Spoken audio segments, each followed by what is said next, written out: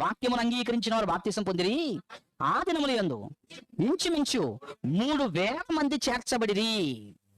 క్రైస్తవ్యం ఎలా విస్తరించబడింది అనే విషయంకు వాక్యం వినిపింపబడాలి.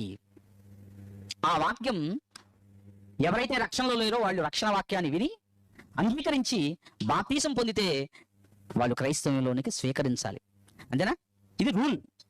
ఏమంటే మీకు 50,000 ఇస్తామండి బాప్తిసం పొందమండి అంటే నువ్వు పొందుతావేమో, కానీ దేవుడు ఆమోదిస్తాడు దాన్ని? ఆమోదించడు దాన్ని. ఏమన్నా మరి పెళ్లికి బాప్తిసం ఇచ్చేస్తున్నారంటే పెళ్లికి నువ్వు ఇచ్చుకుంటున్నావు, ఆయన తీసుకుంటున్నాడు, దేవుడికి ఏం సంబంధం చెప్పండి? ఆర్టీ ఆఫీస్ వాళ్ళు మనకి నెంబర్ ప్లేట్ ఇస్తారు, అవునా? వాళ్ళు ఇచ్చేది ఏంటి నెంబర్ ప్లేట్ అని నేనే 1 2 3 4 అని రాసుకున్నాను అనుకో, ఎవరైనా ఆపారు అనుకో, అయితే ఏంటిదంటే మీరు అన్ని నెంబర్లు ఇస్తున్నారు, నేను ఈ నెంబర్ ఇచ్చుకున్నాను అనుకో, ఏమంటాడు ఆయన? నువ్వు ఇచ్చింది నెంబరే అవ్వచ్చు, కానీ అది నీకు తెలుద్దేమో కానీ మాకు మా రూల్స్ ప్రకారం అది బాప్తిసం ఎలా ఇవ్వాలి? విశ్వసించి కదా, అవునా?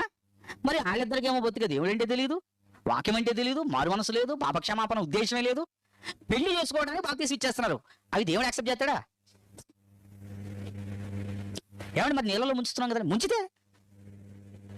ముంచితే ఆదివారం చర్చి కొత్త వాళ్ళందరూ పరలోకం వెళ్తారా అన్నట్టుంటది. ఇది నీళ్ళలో ముంచినంత మాత్రం తండ్రి కుమార పరిశుద్ధాత్మ నామాన అన్నంత మాత్రం కుదరదు. అక్కడ కండిషన్స్ అప్లై. అతను నిజంగా మారు మనసు పొందాలనుకున్నాడా? అతని నిజంగా పశ్చాత్తాపం ఉందా? అతని యథార్థ హృదయంతో ప్రభుత్వం ఇవన్నీ చూస్తాం క్రైస్తవ్యంలో.